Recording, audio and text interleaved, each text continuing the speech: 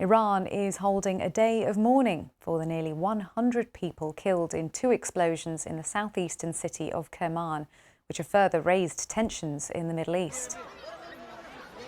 The blasts came as hundreds of Iranians gathered to mark the anniversary of the death of Qasem Soleimani, Iran's top military commander, who was killed by a US drone in 2020. Crowds fled after two bags containing explosives were detonated remotely at the entrance to the cemetery. It remains unclear who was behind the bombings. Iran has blamed Israel and the US for the attack, but that's been dismissed as irresponsible by Washington. Here's Iran's President Ebrahim Raisi. I warn the Zionist regime, do not have doubt. You will pay the price for this crime and all the crimes you committed, which will be very regrettable.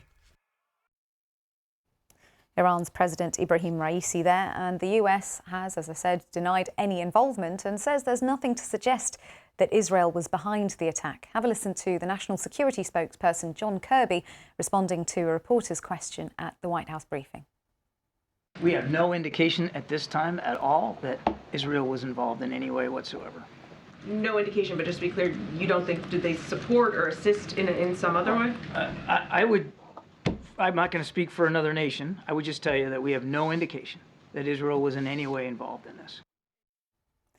National Security spokesperson John Kirby there. Well, Professor Sahar Razavi is a director of the Iranian and Middle Eastern Studies Center at California State University, and she told us that today will be a very difficult day.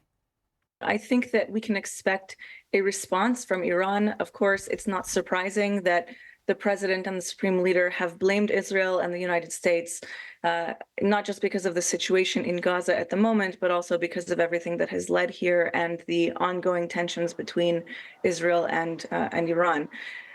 So I expect a response, certainly. I think that the days to come could inch us closer to a regional conflict that could go much wider than it is now. And certainly I'm very concerned about what's going to happen next. I think it is a given that we will see a response. After Soleimani himself was killed, Iran vowed a response, and the response came, but it came at a time that there were no service members at the base in Iraq and people were not killed. So it was a more symbolic act than it was an act of warfare.